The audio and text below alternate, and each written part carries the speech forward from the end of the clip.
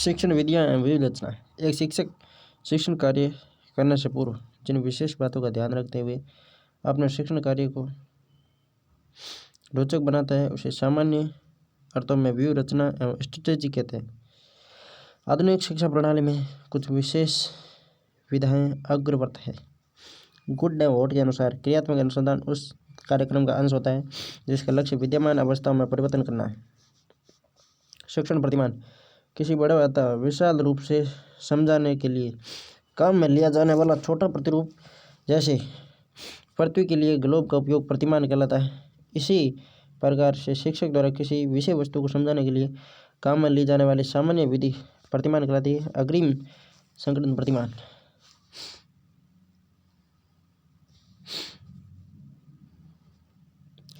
अग्रिम संगठन प्रतिमान डॉक्टर डेविड एशबेल के अनुसार शिक्षक कक्ष में जाने से पूर्व अपने मस्तिष्क में जिन योजनाओं व विचारों का तथ्यों का संकलन करता है उन्हीं के आधार पर शिक्षण कार्य सफल होता है। इन्हें अग्रिम संगठन प्रतिमान कहते हैं। परीक्षा ऐसे अभिप्राय पूछताछ है। इसे सर्वप्रथम अमेरिकी विद्वान रिचर्ड सचमैन ने प्रतिपादित किया। उसके अनुसार एक विद्यार्थी अपनी जिज्ञासा को शांत करने के लिए एवं एक शिक्षक अपने शिक्षण कार्य के परिणामों के जानने के लिए पूछताछ का उपयोग करते हैं। सूचना प्रक्रम कक्ष में शिक्षण द्वारा दी जाने वाली विषय वस्तु की सूचनाओं का क्रम क्या है, इसे जानना है, समझना है। सूचना प्रक्रम में सहकारी अधिगम कक्ष में एक विद्यार्थी दूसरे विद्यार्थी के साथ होने वाले व्यवहार से जो कुछ सीखता है उसे इस सहकारी अधिगम कहते हैं। इन सब की सटीक जानकारी शिक्षण कार्य को शिक्षक के लिए सरल बनाती है। शिक्षण के लिए हमें विभिन्न शिक्षण विधियों की आवश्यकता पड़ती है। एक कुशल शिक्षक को अपने विषय की विभिन्न विधियों का न केवल ज्ञान ही होना चाहिए अपितु उसे उसका प्रयोग भी कुशलतापूर्वक करना आना चाहिए। उक्त पंक्ति बहुत चरितार्थ है कि शिक्षण प्रत्येक व्यक्ति के लिए चाय के प्याले के समान नहीं होता। व्यावहारिक विज्ञान के रूप में शिक्षा विज्ञान को प्रतिष्ठित किया गया है तथा इसके इस रूप के कारण अनेकानेक विधियों का विकास हुआ है। शिक्षण विधियों के बारे में विभिन्न विद्वानों के मत निम्नानुसार है। स्ट्रेसर के अनुसार शिक्षण नीतियाँ या विधियाँ वे योजनाएं होती हैं जिसमें शिक्षक शिक्षण के उद्देश्यों, विद्यार्थियों के व्यवहार परिवर्तन, पाठ्य वस्तु, अधिगम, अनुभव तथा छात्रों के पृष्ठभूमि आदि को विशेष महत्ता दी जाती है। यह आवश्यक नहीं है कि जो व्यक्ति विद्वान है वह शिक्षक भी अच्छा सिद्ध हो, अतः अध्ययन करना एक बात है, अध्यापन करना दूसरी बात है। आप अपनी विद्वता को छात्र पर थोप नहीं सकते। आपको छात्र के मानसिक स्तर पर उतरकर आना ही होगा, तभी आप उसको कुछ ठीक से समझा पाएंगे। अतः अच्छे शिक्षक छात्र की मनोवैज्ञानिक रूप से अध्ययन करते हुए ऐसे शिक्षण विधियों का प्रयोग करते हैं जो गुप्त से गुप्त तथ्यों को भी सहजता से समझा सके। शिक्षण कार्य कला तथा विज्ञान दोनों।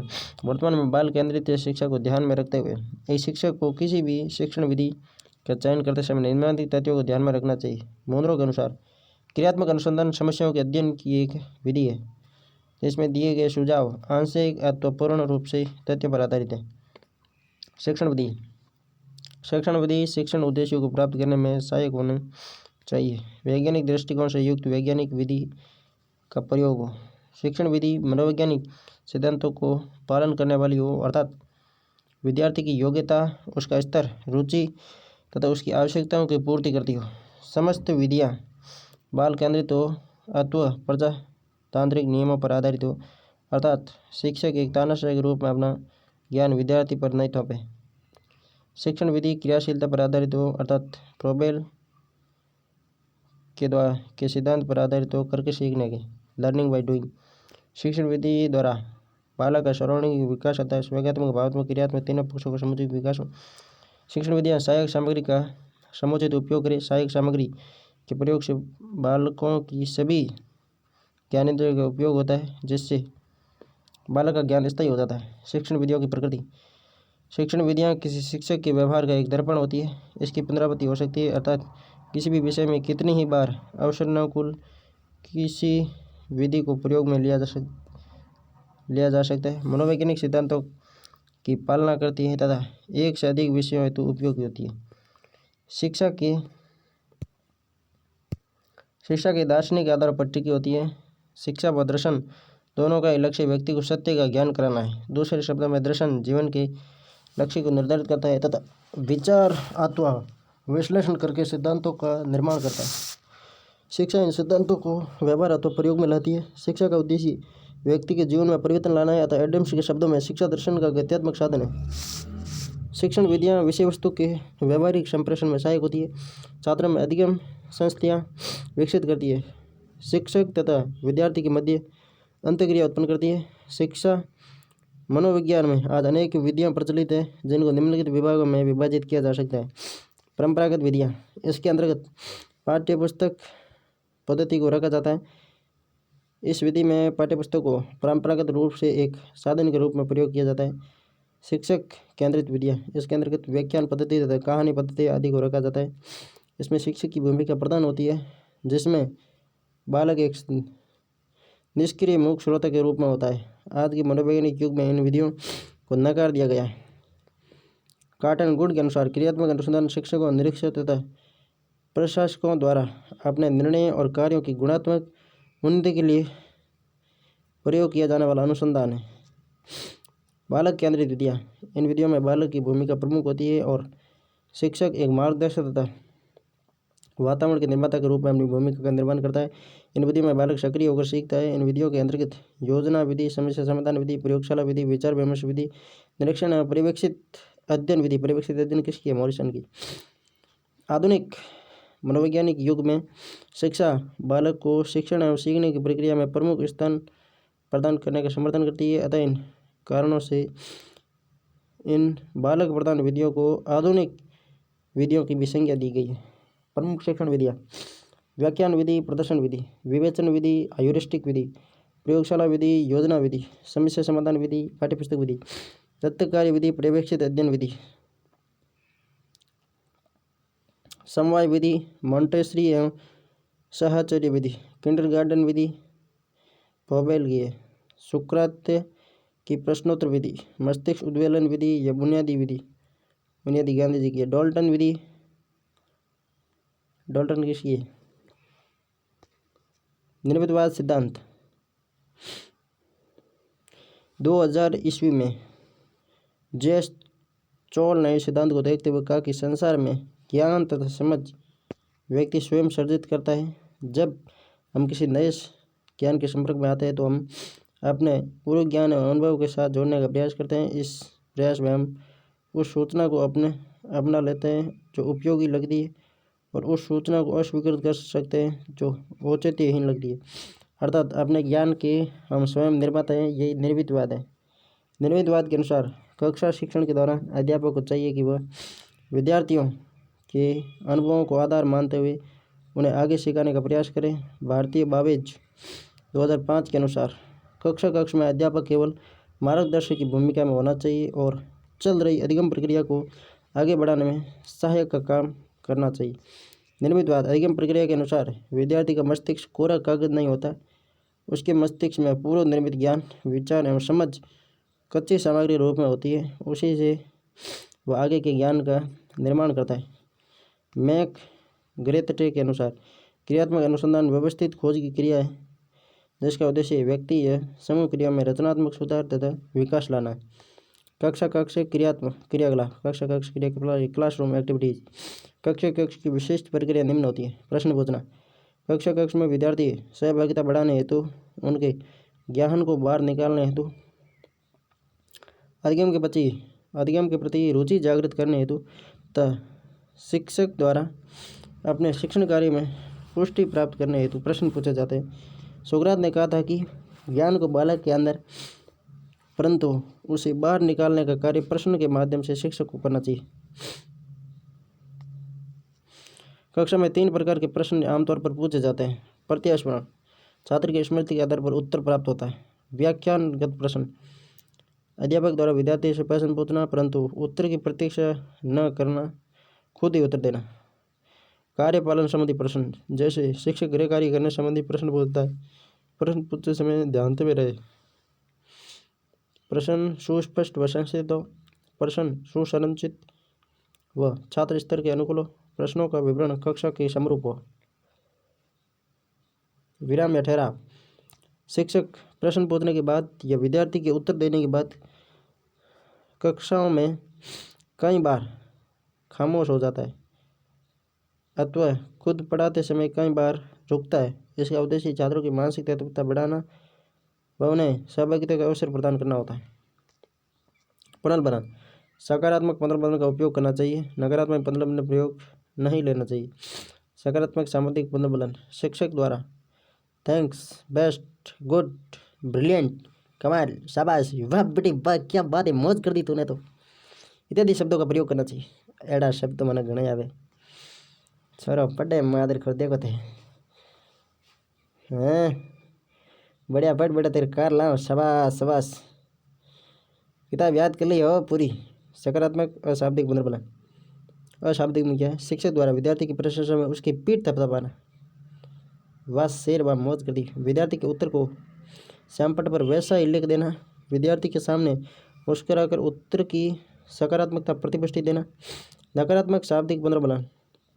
शिक्षक द्वारा नकारात्मक शब्दों का प्रयोग, जैसे तेरा दिमाग खराब है, नहीं नहीं ऐसा नहीं करेंगे, तुझे कुछ नहीं आता, मेरी बच्ची को सब आता है, तेरे को एबीसीडी नहीं आती, अच्छा बेटा मैं तेरे को सिखाऊंगा ना, बेवकूफ़, नहीं मेरा बच्चा बेवकूफ़ नहीं है, गधा ही रहेगा, गधा नहीं रहेगा, कैसे गलत बात करते हो।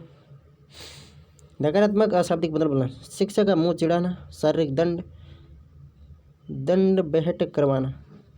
टाइडमैन द्वारा विकसित की गई सर्वश्रेष्ठ विधियाँ। जीवन इतिहास विधि, केस स्टडी, व्यक्ति अध्ययन विधि। कक्षा कक्ष की प्रतिक्रियाओं का निरीक्षण। कक्षा कक्ष में शिक्षण क्रियाओं व शिक्षण व्यवहारों का वस्तुनिष्ठ निरीक्षण हेतु क्रमबद्ध निरीक्षण प्रविधि का प्रयोग करते हैं। कक्षा कक्ष की प्रक्रियाओं के तहत अंत क्रिया निरीक्षण की पद्धति कैलेंडर द्वारा दी गई।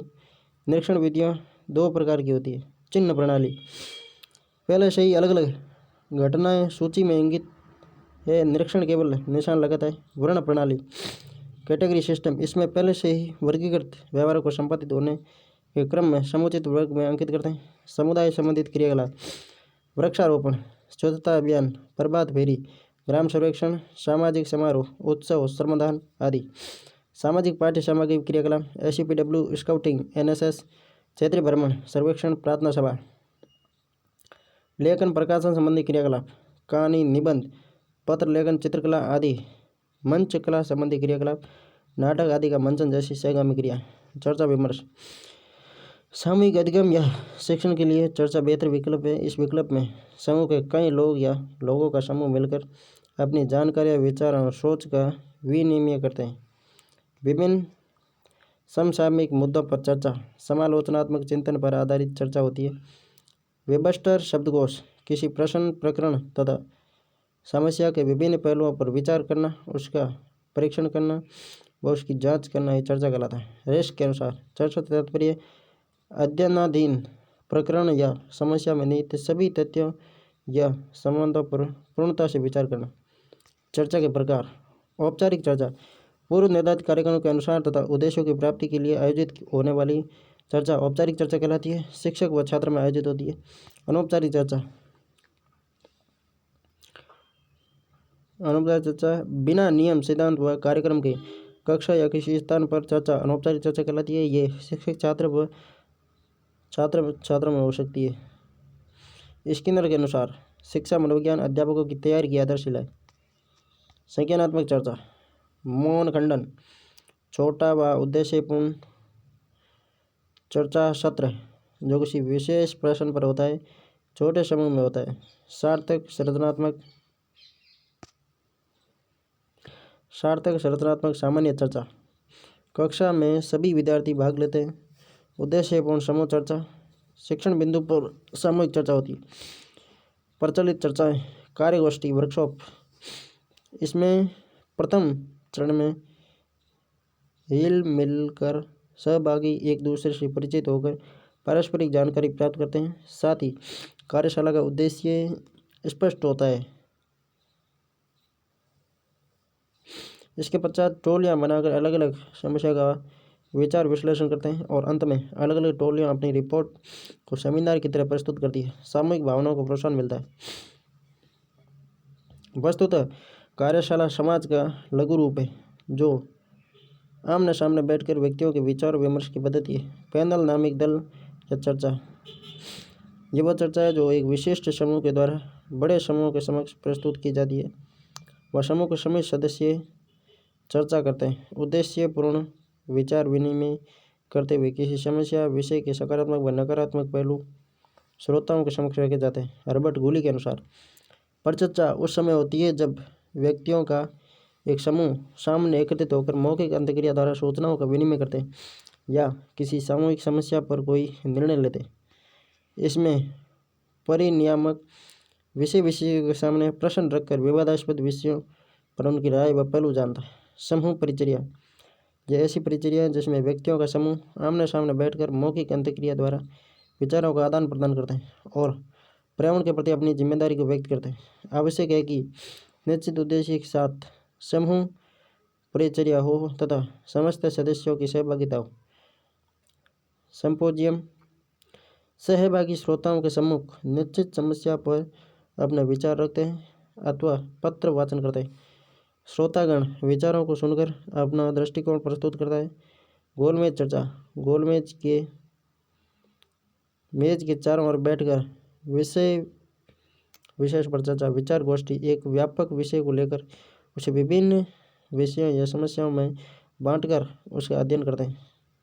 वर्तमान में प्रचलित बाल केंद्रित शिक्षा प्रयोजनवादी करके सीखने पर आधारित है।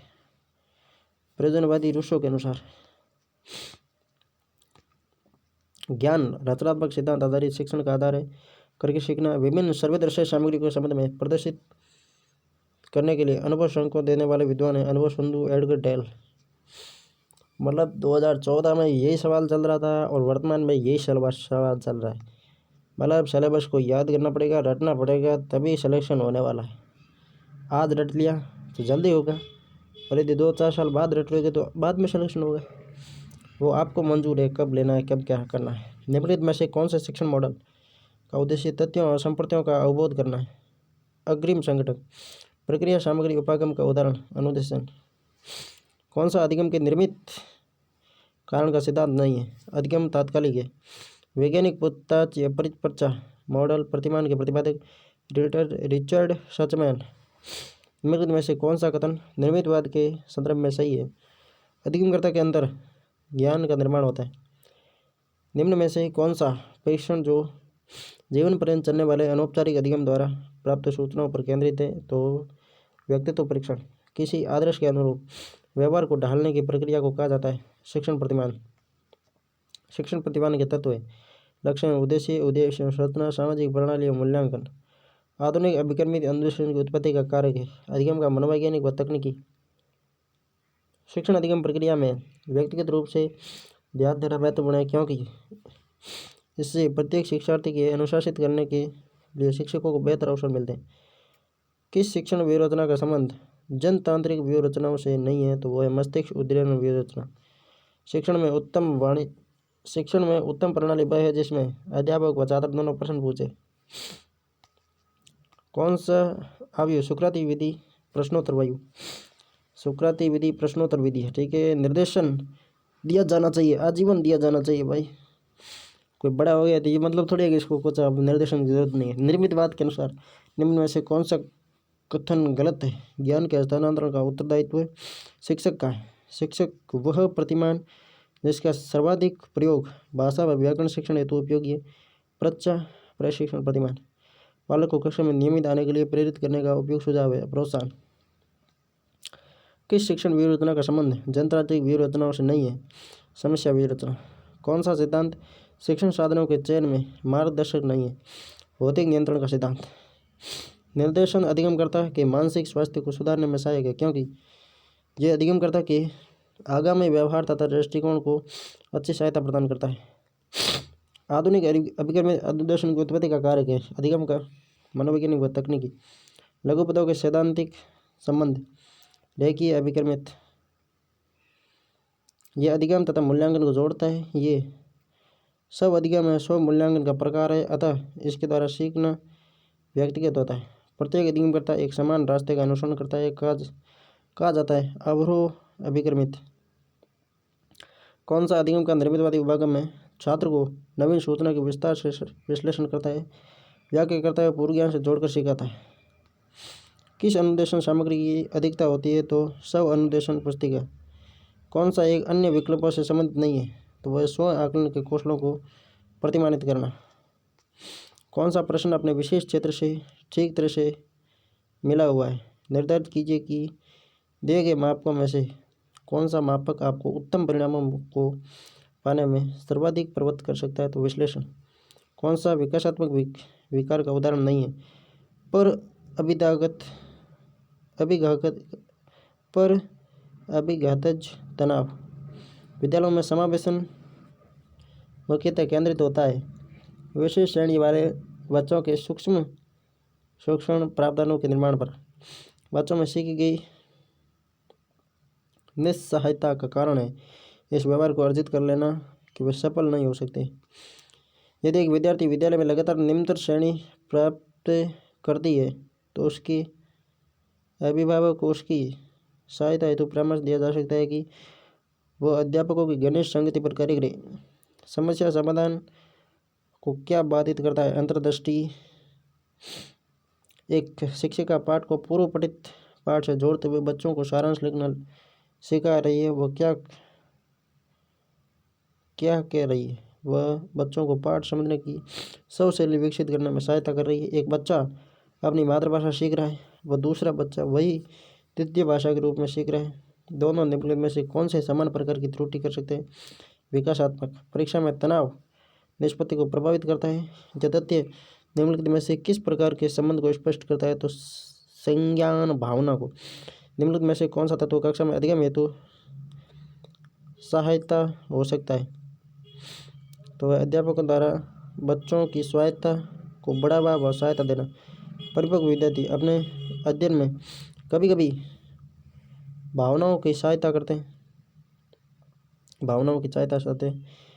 कौन सा सत्य है, आनुवंशिक बनावट व्यक्ति की परिवेश की गुणवत्ता के प्रति प्रत्युत्पादकता को प्रभावित करती है।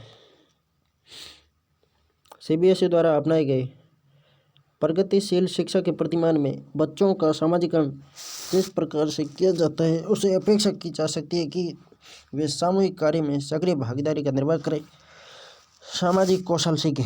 विद्यालय आधारित आकलन प्रारंभ में किया गया था ताकि सभी विद्यार्थियों के संपूर्ण विकास को निश्चित किया जा सके।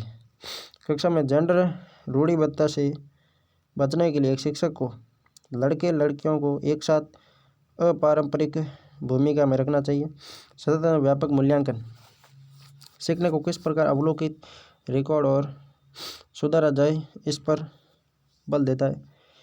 विद्यालय आधारित आकलन परिचित वातावरण में अधिक सीखने में सभी शिक्षार्थियों की मदद करता है। एक शिक्षिका की कक्षा में कुछ शारीरिक विकलांगता वाले बच्चे निम्नलिखित में उनके लिए क्या कहना सबसे उचित होगा। मौन खेल के मैदान में जाने के लिए आप अपनी बैसाखियों का प्रयोग क्यों नहीं करते। एक समावेशी विद्यालय शिक्षार्थियों की क्षमताओं की परवाह किए बिना सभी के अधिगम परिणामों को सुधारने के लिए प्रतिबद्ध होता है। एक शिक्षक को जब शिक्षार्थी विचारों को संप्रेषित करने की कोशिश कर रहे हो तो उन्हें ठीक नहीं करना चाहिए। सीमा परीक्षा में A+ ग्रेड प्राप्त करने के लिए अति उत्सुक है। जब वह परीक्षा भवन में दाखिल होती है तथा परीक्षा प्रारंभ होती है, वह अत्यधिक नर्वस हो जाती है, उसके पांव ठंडे पड़ जाते हैं, इसके हृदय की धड़कन बहुत तेज हो जाती है, वह उचित तरीके से उत्तर नहीं दे पाती है। इसका मुख्य कारण हो सकता है शायद वह अकस्मात संवेगात्मक आवेग का सामना नहीं कर सकती। निम्नलिखित में से कौन सा संज्ञानात्मक क्रिया की दी गई सूचना के विश्लेषण के प्रयोग में लाई जाती है, अंतर करना। संज्ञानात्मक क्रिया द्वारा दी गई सूचना के विश्लेषण के प्रयोग में लाई जाती है, अंतर करना। समावेशी शिक्षा कक्षा में विविधता का उत्सव मानती है। सीटेट वाले प्रश्न थोड़े टेढ़ी खीर होते हैं। कौन सा वस्तुनिष्ठ प्रश्न है, सत्य संदेह। कौन सा प्रगतिशील शिक्षा की विशेषता है, बार बार ली जाने वाली परीक्षा है। विवेचनात्मक शिक्षा शास्त्र का यह दृढ़ विश्वास है कि शिक्षार्थियों के अनुभव और प्रत्यक्षण महत्वपूर्ण होते हैं। विद्यालय आधारित आकलन मुख्य रूप से किस सिद्धांत पर आधारित होता है? बाहरी परीक्षकों की अपेक्षा शिक्षक अपने शिक्षार्थियों की क्षमता को बेहतर मानते हैं। कौन सा शिक्षक के संबंधित अधिगम को प्रभावित करने वाला कारक है? तो वह विषय वस्तु में प्रवणता। कोलबर्ग के अनुसार शिक्षक बच्चों में नैतिक मूल्यों का विकास कर सकता है। नैतिक मुद्दों पर आधारित चर्चाओं में उन्हें शामिल करके छोटे शिक्षार्थियों को कक्षा में समवयस्कों के साथ अंतःक्रिया करने के लिए प्रोत्साहित करना चाहिए, जिससे भी एक दूसरे से प्रश्नों के उत्तर सीख सके। जब एक निरोगी बच्चा पहली बार विद्यालय आता है तो शिक्षक को क्या करना चाहिए? बच्चों की निरोगता के अनुसार उसे विशेष विद्यालय में भेजने का प्रस्ताव देना चाहिए। जब बच्चा कार्य करते हुए ऊबने लगता है तो ये इस बात का संकेत है कि संभवतः कार्य यांत्रिक रूप से बार बार हो रहा है। प्राय शिक्षार्थियों की त्रुटियां सीखने की अनुपस्थिति की ओर संकेत करती है। योग्यता समूहीकरण के परिप्रेक्ष्य में निम्नलिखित में से कौन सा कथन सत्य है? विभिन्न योग्यता वाले समूहों को ग्रहण करने के लिए अध्यापकों को बहुस्तरीय शिक्षण को अपनाना चाहिए। कौन सा कथन सत्य है? रचनात्मक आकलन कभी कभी संकल्पात्मक हो सकता है। इसी प्रकार विपरीत है। एक अध्यापिका विद्यार्थियों को किसी विषय की अपनी अवधारणात्मकता को प्रतिबिंबित करते हुए संकल्पात्मक मानचित्र का निर्माण करने को कहता है या कहती है। रचनात्मक आकलन कर रहा है, कर रही है। इनमें से कौन सा ब्लूम के पुनर्संशोधित वर्गीकरण में मूल्यांकन यानी इवेल्यूशन के क्षेत्र को प्रसारित करता है? एक समाधान के तार्किक सुसंगतता का परीक्षण करना। किस पद्धति का उपयोग करते हुए आकलन की समस्या से निपटा जा सकता है? तो परिवर्तित वाक्य। एक समावेशी कक्षा वह है जहाँ अध्यापक प्रत्येक अधिगमकर्ता के लिए वैविध्यपूर्ण व सार्थक अधिगमनात्मक अनुभव हेतु परिवेश का निर्माण करते हैं। कौन सा प्रदत्त कार्य प्रतिभाशाली विद्यार्थियों के लिए उपयुक्त है? विभिन्न विषयों को ध्यान में रखते हुए विज्ञान की नई आदर्शात्मक पुस्तक का निर्माण करना। कक्षा में ध्यान न देने वाले बच्चे से व्यवहार करने के लिए कौन सा उपाय सर्वाधिक लाभकारी हो सकता है? बच्चे को उस जगह बैठाना जहाँ सबसे कम ध्यान भंग हो सके। ब्लूम की टैक्सोनॉमी संज्ञानात्मक उद्देश्यों की पदानुक्रमिक व्यवस्था है। हालांकि ये स्पष्ट रूप से उनकी सुरक्षा आवश्यकता के उल्लंघन में था। कैप्टन विक्रम बत्रा अपने देश को बचाने के दौरान कारगिल युद्ध में मारे गए। संभवतः उन्हें आत्मशक्ति की प्राप्ति थी। विक्रम बत्रा, अरे भाई साहब, जिन्होंने देश के लिए अपना बलिदान दिया ना, उन सैनिकों को हृदय तल की गहराइयों से नमन। एक समावेशी विद्यालय। क्या हम विशेष बालक को बेहतर देखभाल उपलब्ध कराने के लिए उचित तरीके से उन्हें सामान्य से अलग करते हैं? के अतिरिक्त निम्नलिखित सभी प्रश्नों पर मनन करता है। एक प्रश्न पर नहीं, सभी प्रश्नों पर मनन कर दिए गए वाक्यों को पूरा करने के लिए निम्नलिखित में से कौन सा युग में सर्वाधिक उचित विकल्प होगा? जब बच्चे उन गतिविधि में शामिल होते हैं जो वास्तविक जीवन में उपयोगी होती है, तब वे जल्दी सीखा करते हैं। विद्यालय विद्यार्थियों से प्रतिक्रिया प्राप्त करने का आदर्श प्रतीक्षा समय प्रश्न का कठिनाई स्तर के सही अनुपात में होना चाहिए। सतत व्यापक मूल्यांकन की योजना में व्यापक शब्द गिलफोर्ड की बुद्धि साधना सिद्धांत के अलावा निम्नलिखित द्वारा समर्थित किया गया। कक्षा में शिक्षक और शिक्षार्थियों किस प्रकार जेंडर को रूपांतरित को शुद्ध करते हैं? ये सीखने का वातावरण है। जेंडर को रूपांतरित करते हैं, ये सीखने के वातावरण को शुद्ध करता है। CBSE द्वारा प्रस्तावित समूह परियोजना गतिविधि सामाजिक भागीदारी को सुगम बनाने का सशक्त साधन है। रेमन का प्रोग्रेसिव मैट्रिसेस परीक्षण सांस्कृतिक मुक्त बुद्धि लब्धांक परीक्षण का उदाहरण है। कौन सा सिद्धांत पाठ योजना में शामिल नहीं है? तो योजना की दृढ़ता। जॉन डीवी द्वारा समर्थित लैब विद्यालय के उदाहरण है प्रगतिशील विद्यालय। लॉरेंस कोलबर्ग के द्वारा प्रस्तावित निम्नलिखित चरणों में से प्राथमिक विद्यालय के बच्चों के किन चरणों का अनुसरण करते हैं? आज्ञा पालन और दंड, उन्मुखीकरण, सामाजिक अनुबंध और व्यक्तिगत अधिकार। एक विद्यार्थी कहता है कि उसका दादा आया एक विद्यार्थी कहता है उसका दादा आया। एक शिक्षक होने के नाते आपकी प्रतिक्रिया होनी चाहिए, अच्छा उसके दादाजी आए हैं। ये व्यवहार का व्यक्तिनिष्ठ साक्षी है और इसलिए ये शैक्षिक क्षेत्र के लिए फीडबैक उपलब्ध नहीं करता। के अलावा निम्नलिखित घटना या वृत्तांत रिकॉर्ड की विशेषताएं, मतलब सीटेट के क्वेश्चन तो भाई साहब बल्ले बल्ले कर रहे। मिश्रित आयु वर्ग के विद्यार्थियों की कक्षा से व्यवहार रखने वाले शिक्षक के लिए विकासात्मक अवस्थाओं का ज्ञान सर्वाधिक है। संकल्पनाओं की व्यवस्थित प्रस्तुति विकास के निम्नलिखित किन सिद्धांतों के साथ संबंधित हो सकती है? तो विकास सापेक्ष रूप से क्रमिक होता है। बाल केंद्रित शिक्षा का समर्थन निम्नलिखित में से किस विचारक द्वारा किया गया? जॉन डीवी द्वारा। एकल अभिभावक वाले बच्चे को पढ़ाते समय शिक्षक को स्थिति को अनदेखा करना चाहिए और ऐसे बच्चे के साथ अन्य बच्चों के समान व्यवहार करना चाहिए। विज्ञान एवं कला प्रदर्शनियाँ, संगीत एवं नृत्य प्रस्तुतियाँ तथा विद्यालय पत्रिका निकालना शिक्षार्थियों को सृजनात्मक मार्ग उपलब्ध कराने के लिए है। जब एक शिक्षिका दृष्टिबाधित विद्यार्थियों को कक्षा के अन्य शिक्षार्थियों के साथ सामूहिक गतिविधियों में शामिल करती है तो वह समावेशी शिक्षा की भावना के अनुसार कार्य कर रही है। एक शिक्षिका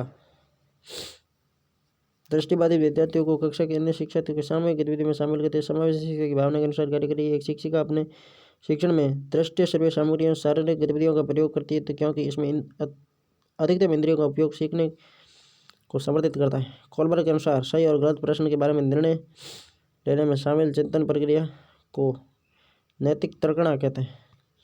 शिक्षकों को यह सलाह दी जाती है कि अपने शिक्षार्थियों को सामूहिक गतिविधियों में शामिल करें क्योंकि सीखने को सुगम बनाने के अतिरिक्त ये सामाजिकरण में सहायता करती है। समावेशी शिक्षा उस विद्यालय शिक्षा व्यवस्था की ओर संकेत करती है जो उनकी शारीरिक, बौद्धिक, सामाजिक, भाषिक या अन्य विभिन्न योग्यताओं स्थिति को ध्यान में रखे बगैर सभी बच्चों में शामिल करती है। शिक्षकों को अपने विद्यार्थियों की त्रुटियों का अध्ययन करना चाहिए क्योंकि वे प्राय आवश्यक उपचारात्मक युक्तियों की ओर संकेत करती है। निम्नलिखित में से शारीरिक गठन के अतिरिक्त सभी वातावरणीय कारक विकास को आकार देते हैं। छोटे विद्या शिक्षार्थियों को में निम्नलिखित में से कौन सा लक्षण पठन कठिनाई का नहीं है? शब्दों और विचारों को समझने में कठिनाई। शिक्षार्थियों का आत्मनियम अपने सीखने का स्वयं पर्यवेक्षण करने की उनकी योग्यता की ओर संकेत करता है। प्रत्येक शिक्षार्थी स्वयं में विशिष्ट है। इसका अर्थ है कि कोई भी दो शिक्षार्थी अपनी योग्यता और रुचियों प्रतिभाओं में एक समान नहीं होते। मूल्यांकन असेसमेंट का मुख्य उद्देश्य होना चाहिए शिक्षार्थी की उपलब्धि को मापना।